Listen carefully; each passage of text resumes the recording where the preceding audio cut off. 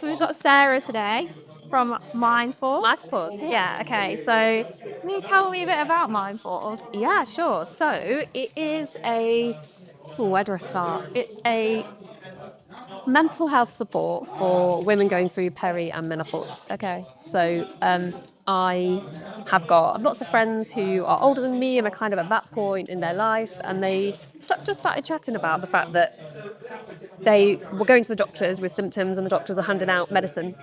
So it was affecting their mental health, and it was like, okay, you can have some antidepressants, you can have some HRT, but no one was offering them any kind of like talking therapy. Yeah. And there's a kind of a bit of a lack of, I suppose, understanding from employers and doctors, mixed training that they've had. And I just kind of saw it as a bit of an opportunity that A bit of a gap. yeah, massive gap. If you go to the doctor and ask for any kind of talking therapy for anything, let alone menopause, you get on a 2-year waiting list.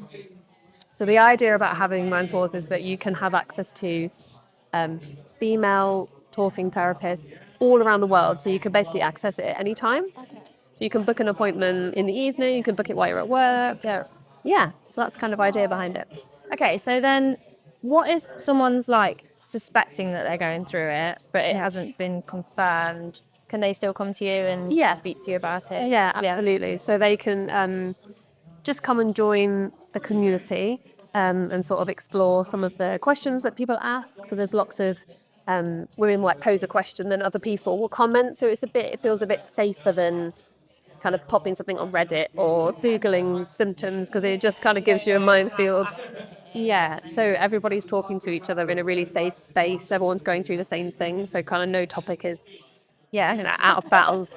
And sometimes the therapist will kind of present a question just to see if that's kind of a common theme that they're seeing through their sessions with people. Okay. I think one of the massive things as well is around employers kind of supporting women through it. I think there's something crazy about the number of days lost. Yeah. That people just aren't putting it on their sick notes. So do you think there's a bit of a stigma with it? Absolutely. Like they're a bit embarrassed, or they feel like they don't want to say it, or that they shouldn't maybe be feeling as bad as they are? Yeah, I shouldn't be missing work because so I'll say it's something else and then no one can. It feels like one of those things, like, same with, like, I don't know, childbirth, where people go, oh, most people have done it before, and like, what's the difference now? But it's actually just that people talk about it more now. I think that, and also just that women have had children a lot later. Yeah. So they're going through the menopause while they're still parenting. Previously women had children at 20, then they quite often didn't work. And so they were able to kind of go through that much later in life when their children had grown up. Yeah, and they could, whereas, you're getting into your mid-40s, 50s, you're probably still working full time, your children are still living at home, and you're coping with all those changes and symptoms. So I think there's a lot more pressure to just pretend like nothing's happened and just carry on. But some of the symptoms are, Mindpause focuses just on mental health around it. But some of the physical symptoms are just, some of the women I've spoken to are in like really powerful jobs. Yeah. And they're feeling like they can't do it anymore. Yeah. Well, I just think with anything, if you're having physical symptoms anyway, it will probably affect you mentally. So, it's all a bit of a...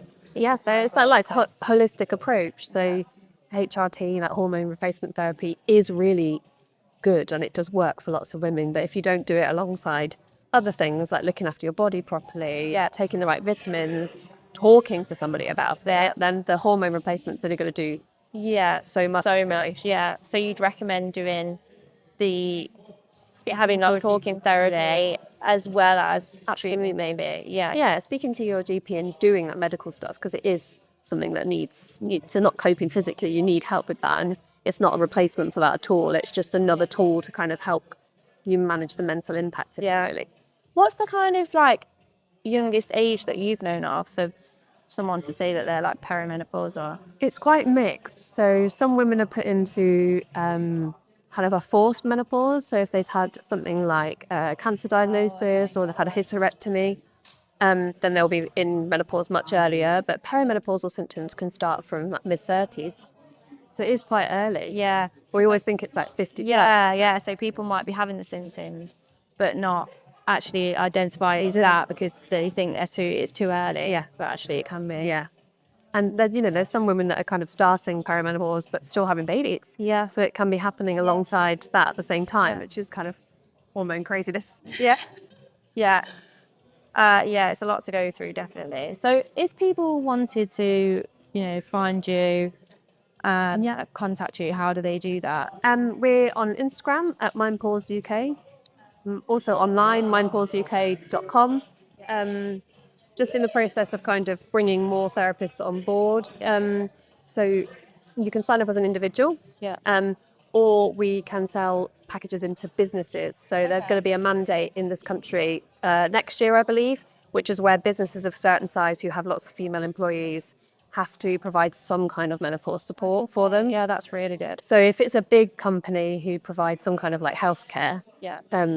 where you can go on and book a GP appointment online via your sort of benefits package, then that kind of thing can be offered as well, which I think would be great because it will just hopefully help people feel like they can access their support while at work and not have to take time off, or at least be honest about why they're taking time off.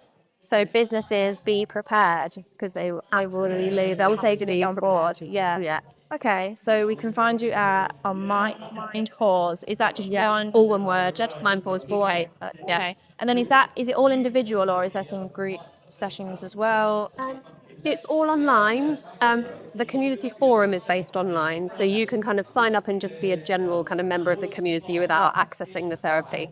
And then there's different packages. So you could buy a package that lasts month to month, and you just might have a one-off therapy session and just see how it is. Or you might want to sign up to be a member, and you get between 1 and 4 sessions every month, depending on how many you think you need. So, Okay. Well, I think it's great what you're doing. It's really important. So yeah, Mindpause on Instagram, website, anywhere else, did you say? that's it for now. That's it. Yeah. Okay. Thank you for coming and speaking to Sarah. I think it's been great.